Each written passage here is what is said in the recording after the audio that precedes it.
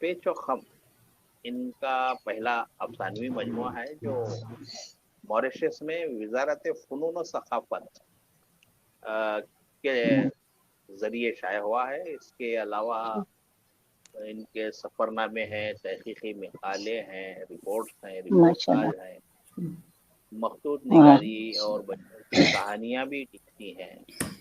और सबसे अहम बात यह है कि शुरकाए महफिल में ये काबिलियत शायद ही किसी के पास होगी। आपने 27 ममालिक का सफर किया है। माशाल्लाह, शुक्रिया, माशाल्लाह, बहुत खूब। मैं इस हवाले से जो है ना अभिनाज जान अली को ऑनलाइन ही सही हिंदुस्तान में इस्तकबाल करता हूँ और इंटरनेशनल उर्दू फाउंडेशन के तहत आपको दावत अफसाना पढ़ने की देता हूँ। आप अपना अफसाना पढ़ाएं और अपने तारुफ में कुछ नई मालूमात अगर हैं तो शुरकाए महफिल और नाजरीन के लिए भी बता दें, उनकी मालूमात में इजाफा होगा। जी ज़रूर। अस्सलाम वालेकुम, मेरा नाम अबीनाज है और कमर हनीफ साहब आपका बहुत बहुत शुक्रिया। मीर हसन साहब, कमर हनीफ साहब, मुदीरान तरियाक, मैं बहुत शुक्रगुजार हूँ कि आप लोग मुझे बार बार अपनी महफिल में दावत देते हैं। ये आपकी मोहब्बत है और मेरे लिए हौसला अफजाई की बात भी है कि जब हम लिखते हैं तो फिर बहुत कम लोग होते हैं जो हमें हमारा हौसला बढ़ाते हैं और एक अदीब को हौसले की ज़रूरत होती है। तो इस तरह की महफिलों से हमारी हौसला अफजाई होती है और फिर आपकी मोहब्बत भी है जो दिल को गरमा देती है। सदर नशिस्त रज़िया काज़मी साहिबा, डॉक्टर कौसर परवीन, सबीहा सुंबुल साहिबा और हिना खुरासानी रिजवी साहिबा, स्वीडन से आप ताल्लुक़ रखती हैं। आप सबको मॉरिशस से मेरा प्यार भरा सलाम। वालेकुम अस्सलाम। और हिना खुरासानी साहिबा, आप उर्दू कासिद स्वीडन से शायद ताल्लुक़ रखती हैं और मेरी तहरीरें अक्सर वहाँ से शाया भी हुई है। मैं ज़ाती तौर पर आपका बहुत बहुत शुक्रिया अदा करती हूँ कि आप लोगों ने मेरी तहरीरों को शामिल करके मुझे इज्जत दी है। माशाल्लाह, बहुत अच्छा लिखती हैं आप। शुक्रिया। बहुत बहुत खुशी हुई जी, आज आपसे पहली मुलाकात है, मुझे भी बहुत ज़्यादा खुशी है और मैं खुद को अफसाना निगारी की दुनिया में काफ़ी नई मानती हूँ क्योंकि सब लोग कहते हैं कि मैं नौजवान तख्लीक़कार हूँ, अगरचे मैं काफ़ी सालों से लिख रही हूँ। मैं दिल्ली यूनिवर्सिटी में थर्ड ईयर से मैं लिखती आई हूँ, लेकिन मेरी ज़्यादा किताबें अब शाया नहीं हुई है। मेरी बस पहली किताब शाया हुई है, पेच व खम, जो मॉरिशस में, जैसे कि कमर हनीफ साहब ने कहा, वज़ारत फ़नून और सक़ाफ़त से शाया हुई है। और इस किताब के शाया होने से मुझे मॉरिशस में उर्दू की पहली साहिब किताब खातून होने का एजाज़ मिला है। मॉरिशस में बहुत शुक्रिया। मॉरिशस के उर्दू अदब में अभी भी बहुत कुछ करना है, इसलिए मैं पूरी कोशिश कर रही हूँ कि मॉरिशस में उर्दू अदब में इजाफा करूँ। आज मेरे अफसाने का उन्वान है सुबदोशी। मैंने अक्सर देखा है कि कुछ लोगों के लिए उनका काम उनकी ज़िंदगी होती है और जब काम ख़त्म हो जाता है तो ज़िंदगी ख़त्म हो जाती है। तो इसी मौजू से मुतासिर होते हुए मैंने ये कहानी लिखी है और डॉक्टर कौसर परवीन कह रही थी कि अभी अभी वो सुबुकदोश हुए हैं, तो मुझे उम्मीद है कि मेरा अफसाना उनको पसंद आएगा। सुबुकदोशी। एंटोनी की वफात का मुझे बहुत अफसोस हुआ। यूं जब अचानक किसी करीबी रिश्तेदार के जाने की खबर मिलती है तो दिमाग में तरह तरह के ख्यालात आने लगते हैं। दिमाग घंटों उसके बारे में सोचता रहता है। जब तक कोई तसल्ली बख्श जवाब नहीं मिलता, सुकून कहाँ मिल पाता। नौकरी इंसानी जिंदगी का सबसे अहम हिस्सा है। स्कूल के दिनों से ही बच्चों को मुलाजिमत के लिए तैयार किया जाता है। बच्चे बचपन से ही वालिदैन से ये बातें सुनते हुए बड़े होते हैं, स्कूल के काम में ध्यान दो, दिल लगाकर पढ़ो ताकि बड़े होकर तुम्हें एक अच्छी नौकरी मिले। असातिज़ा भी अक्सर एंटोनी से यही कहते, होमवर्क नहीं करोगे और मेहनत से अपना सबक याद नहीं करोगे तो बड़े होकर क्या बनोगे। बरसरे रोजगार होने के लिए बच्चा यूनिवर्सिटी तक मुसलसल मेहनत करता रहता है। बिलाखिर डिग्री हाथ में आती है। लातादाद इंटरव्यूज के मुश्किल मराहिल से गुजर कर जब आखिरकार नौकरी हाथ आती है तो उसकी खुशियों की इंतहा नहीं रहती है। जब एंटनी 2 साल का था तो उसके वालिद ने क्रिसमस के मौके पर उसके सिरहाने उसका तोहफा रखा था। जो ही सुबह उसकी आंख खुली उसने तकिए के के आसपास हाथ फेरा और उसके नन्हे हाथ रंगीन कागजात से टकराए। एंटोनी के दिल में खुशियों की लहर बेदार हुई और उसने जल्दी जल्दी अपनी आंखें मल कर चमकीले कागज को तार तार कर दिया। अंदर एक डब्बा था जिस पर एक सफेद तैयारे का फोटो था। दरवाजे के पास खड़े एंटोनी के वालिदैन उस उल्फत भरी निगाहों से जल्दी जल्दी डब्बा खोलते हुए देख रहे थे। नीचे बटन दबाने से तैयारी के अंदर इंजन शोर करने लगा और उसकी लाइट आने लगी। उस दिन के बाद एंटोनी ने कभी अपने तैयारी को खुद से अलग नहीं किया। रात को सोते वक्त अगर उसका खिलौना कहीं गलती से नजरों से ओझल होता तो वो पूरा घर सर पर उठा लेता। जब तक वो अपने तैयारी को सीने से न लगाता उसे नींद कहाँ आती। जैसे जैसे एंटोनी बड़ा होता गया वो अपनी रंगीन किताबों में दूर दराज मुल्कों के बारे में पढ़ता रहता। उसके दिल में ये उम्मीद और मजबूत हो गई कि वो हवाबाज बनकर दुनिया भर की सैर करेगा। वो चीन की अजीम दीवार देखना चाहता था। वो मिस्र के एहराम के सामने फोटो खींचना चाहता था। वो आईफेल टावर पर चढ़कर पेरिस के दिलफरेब मनाजिर से लुत्फानंदोज होना चाहता था। वो मोहब्बत की सबसे अजीम उलशान निशानी ताजमहल देखने का भी आरजुमंद था। हवाबाज की ट्रेनिंग के लिए उसके वालिदैन की तमाम जमा की हुई रकम सर्फ हो गई। एंटोनी ने मुसम्मम इरादा किया कि वो सरफराज होकर अपने वालिदैन का नाम रोशन करेगा। एंटोनी को अभी भी वो दिन याद है जब वो पहली बार एयर मॉरिशस में हवाबाज की नौकरी के लिए मुंतखब हुआ था। उस रोज एंटोनी को ये एहसास हुआ कि उसकी सारी खुशियां उसके पास आ गई है। उसका पहला सफर लंदन का था। जूलिया, एंटोनी ने एक आहें सर्द भरी। एंटोनी लंदन का वो सफर कैसे भूल सकता था। उसने पहली बार जूलिया को लाल लिबास में देखा था। हवाई अड्डे की भीड़ में वो सबसे अलग लग रही थी। जब लाउंज में दोनों की आंखें मिली तो एंटोनी को वैसी ही खुशी महसूस हुई जैसी उसे बचपन में अपना पहला तैयारा मिलने पर मिली थी। हवाबाज की वर्दी में मलबूस कुबरू लंबे कद और सफेद रंगत वाले नौजवान जूलिया के दिलों में पहली ही नजर में मोहब्बत का जज्बा बेदार हो गया। जब नौजवान ने उसको काफी के लिए पूछा तो जूलिया ने फौरन हाँ कह दी।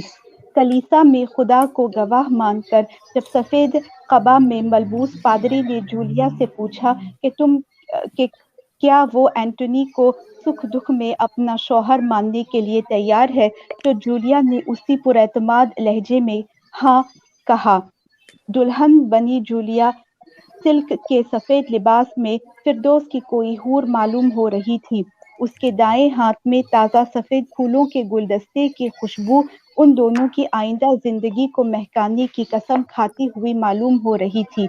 आज एंटोनी 35 साल की मुलाजिमत के बाद सुबुकदोश हो रहा था। आज ऑफिस में उसके लिए एक अलविदाई जश्न रखा गया था।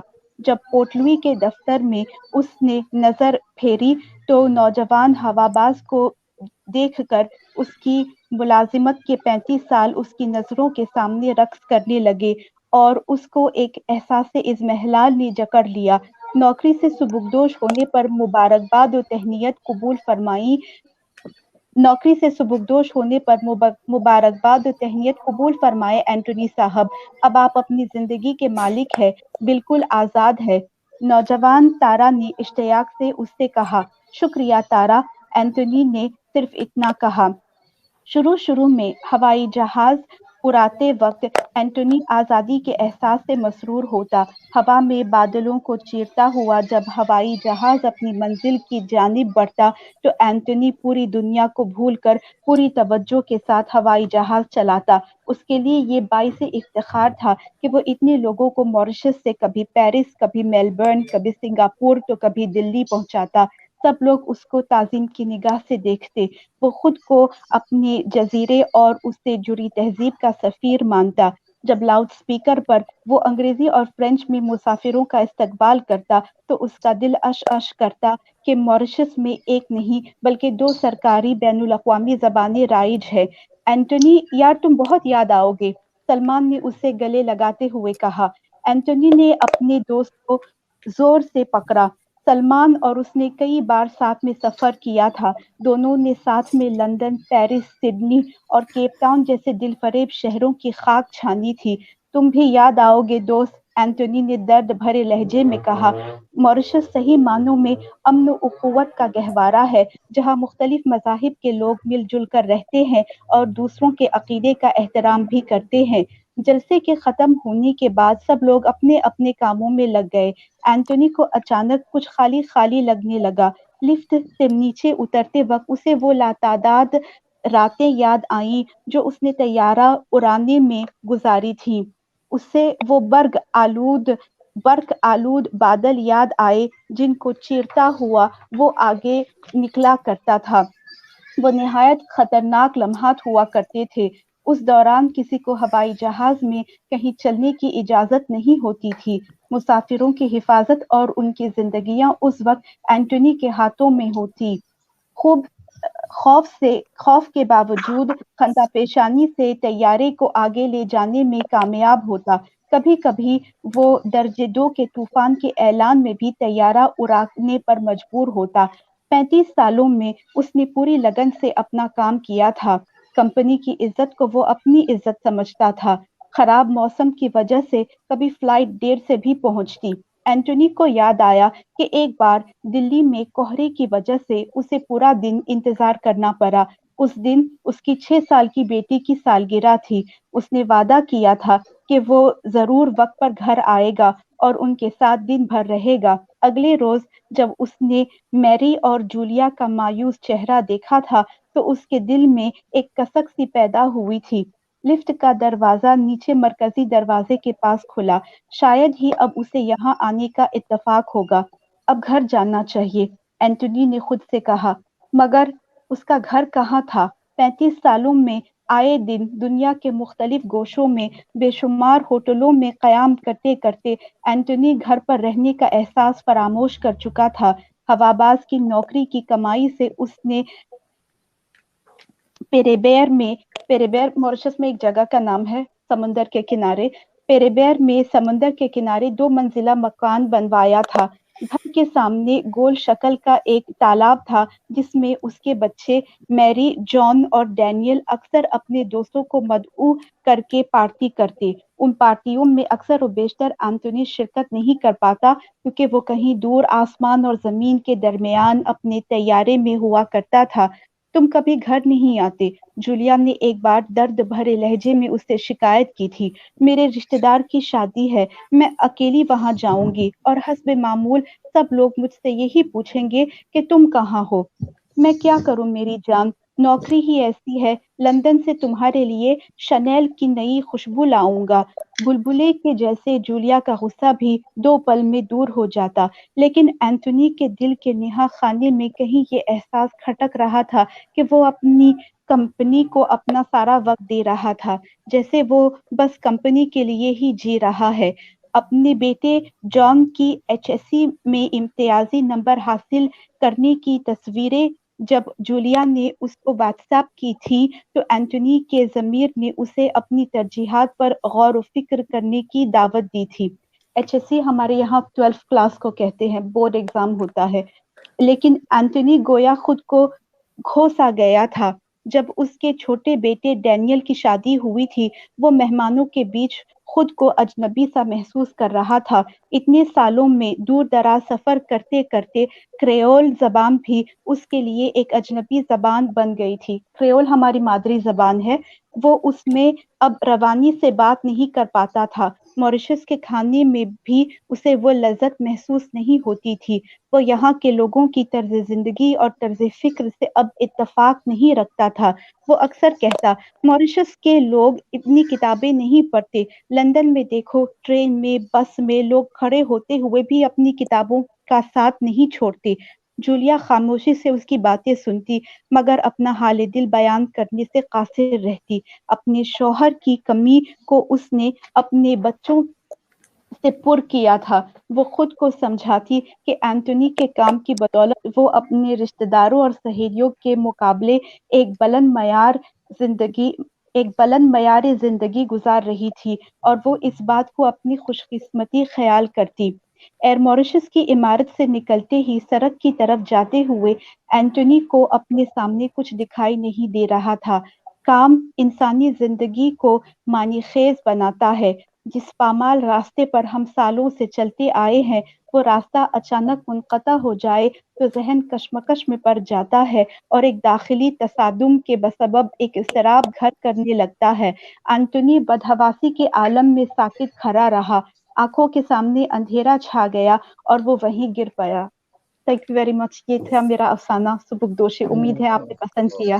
بہت بہت اچھا، بہت نہ اچھا صرف تھا۔ آپ کا افسانہ شوکا محفل نے سنا ہے بلکہ ہزاروں لاکھوں ناظرین نے بھی سنا ہے، اور ناظرین میں سے بھی کچھ سوالات ابھریں گے، اور صدر صاحبہ نے بھی امید ہے کہ آپ کا افسانہ بغور سن کر آپ کے سارے نکات شامل کر لیے ہیں کہ ایک غیر مادری زبان جن کی اردو نہیں ہے، ان کے افسانوں میں ان کی سوچ اور خیالات میں جب اپنے معاشرے کا، اپنے ماحول اور اس کی منظر نگاری پیش کی جاتی ہے تو یہ یقیناً جو ہے نا افسانہ دیگر ناظرین اور سامعین کے لیے جو ہے بہت دلچسپ ہوتا ہے۔ وہی آپ نے اپنے افسانے میں بھی پیش کیا ہے۔